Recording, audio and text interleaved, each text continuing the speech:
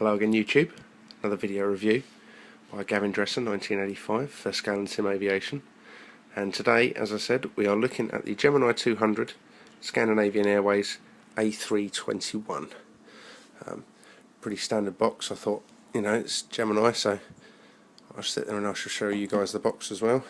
It's the standard clip type, which opens up like so. Obviously inside you've got all the nice padding. As you can tell, I've taken it out of the box for the moment. So, done with that. Nice picture of the aircraft on the front. Let's get round to the actual aircraft, which is here. Now, metal die cast, which is different to all the other models that I've done so far, which have all been some form of plastic die cast or have been plastic snap together models. And here we have the A321. We'll go into a little bit more detail now, just for something a little bit different for this video. It's Oscar Yankee Kilo Bravo Bravo, and interestingly, I was just looking up some information on the aircraft, and you can see at the moment from Flight Radar 24 it's actually operating a flight from Stavanger to Copenhagen as the Scandinavian 1869. So just sit there and brush up on the actual real-world aircraft a little bit. Now, Gemini models, compared to everything else so far, the level of detailing on these is just quite exquisite. Let's take it in and we'll start from the front. Still with the iPhone 4S, unfortunately, so I apologise now if it's not as detailed as we would like. So, starting right at the front, and bearing in mind this is a lot smaller aircraft than what we've been looking at so far before. I can't wait to get myself a new camera. Here we go. So we can see here the front of the aircraft, obviously detailed on the doors, the cockpit itself and the windows. You can see the windscreen wipers have been put in there as well. Obviously, you know, as with all the Gemini stuff, it's all printed on there. It's not a decal, so it shouldn't fade or shrink. Very detailed landing gear, and even the landing gear doors, down to having Kilo Bravo Bravo on them. And we've got detailing on the underside down to the extent that we've got. It's not just the cargo doors now. We're looking at bits like all the static ports and everything modelled in on there. Now the Scandinavian Airlines, because of the light I've got it under, it's actually quite difficult to make out. Let me see if I can twist it a little bit and if it makes it more obvious.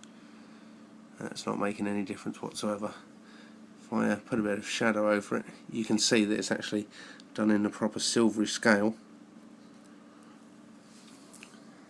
So we'll come back out, look at the whole aircraft again. Now, from the front, running down the top of the aircraft, as you can see, we do have antennas modelled, both in 3D and some of the smaller ones just painted on.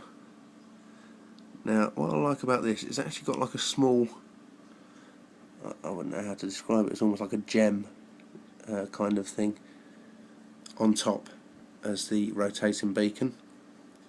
Rolling back, more antenna. By the time you get back down to here, they're the VHF antennas normally, even down to I can't remember exactly what the small vent on the bottom there's for. I know it's something to do with the APU. So, very detailed along the wing surface, all the markings and everything on there, and that gives you some idea of just how detailed the markings are. When I have a better camera, I'll be able to zoom right in on that, and you can read everything that's on there. Navigation lights, the small, almost winglets, I suppose. Not really winglets, not compared to, say, the new Neo that's coming out from Airbus. We've got that, and we'll look back down towards the rear. Obviously, the stylised flags of Norway, Sweden and Denmark, and you can just see how exquisite the detailing is. The markings just above and below the horizontal stabiliser at the back and going up onto the tail. If we spin it around, obviously detailed at the rear of the aircraft. Now looking at the, if I can actually get to focus on the aircraft rather than the stand, back to where the APU is. All very, very detailed. Now the smaller models all come on these small chrome stands. It's very nice actually, very professional looking. And go in once again like the rest of the model.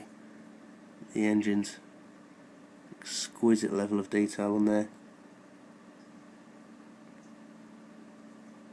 I'm just trying to get this zoomed in enough to actually do it some justice, which I don't think, with me recording on this, it will. There we go.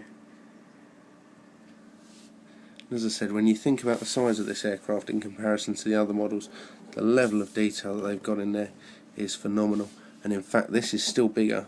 Excuse my hand in the way there while I straighten the model up. This is still bigger than the 737-700 series that I'll be doing a review of next.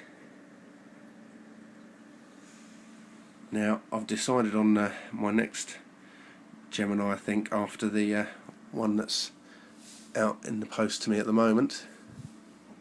And that one, I've decided actually going by someone else's video. In fact, you can see it's up on the screen there. Flyguide Delta 7, it's either 737 or 757. Apologies if I've got it wrong, but I'll sit there and just down in the bottom, down in the bottom down here somewhere, I'll put a little box so that you can check out his channel. He's also quite a few 1 to 200 scale aircraft, so someone looking in the same sort of vein as myself. Now, one thing that I did want to show, just to give some idea of the scales and that involved with these aircraft, there is the A321, and behind it, in the same scale, is the Virgin Atlantic A330. So I mean that gives you an idea of the difference in size of the aircraft. As I said, the level of detailing on the Gemini aircraft is absolutely exquisite. Can't find this one on any of the British sites at the moment, either Airspotters or Aviation Retail Direct. I actually picked this one up off of eBay. Very pleased that I did actually. It seems to be a fairly rare model. Guys out in the States might be able to get hold of it a little bit easier. Just going back to some of the details that I might have forgotten down at the front.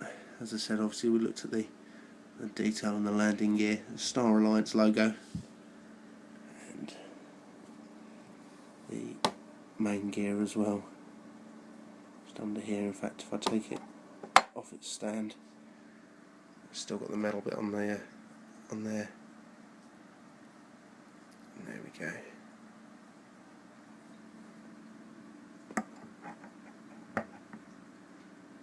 Back there. So, as per usual, any comments on the video? I know the camera work's been a bit shoddy in this one. Easily excitable, the Gemini models. But yeah, please feel free to comment, rate and subscribe. And as I said, coming up in the next one will be another Gemini. It's going to be my Alaskan 737-700 series.